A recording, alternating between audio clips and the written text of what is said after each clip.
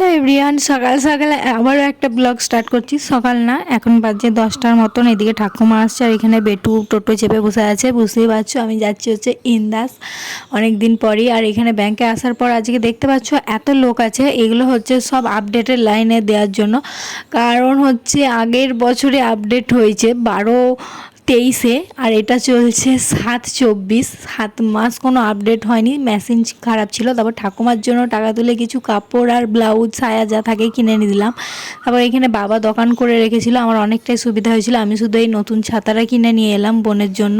চলো তাড়াতাড়ি করে বাড়ি যাব। এই বড় পাটা ব্যাগটা তোলার মতন আমার ক্ষমতায় কুলাচ্ছিল না। শেষে বাড়ি যাবার আগে মিষ্টি আর একটু ছানার পায়েস একটা দেখে মন গেল কিনতে। এখানে আমার চোখ মুখ পুরো শুকিয়ে গেছে, প্রচণ্ড খিদে পেয়ে গেছে, ডেটটা পুরো পেয়ে গেছে। আর এদিকে আমার পেটে ব্যথা হচ্ছিল কদিন, সেই কারণে একটা ওষুধ বাকি ছিল, সেটাও নিয়ে নিলাম। এসে দেখছি পুচু ঘুমিয়ে গেছে, মনটা অনেকটা খারাপ হয়ে গেল।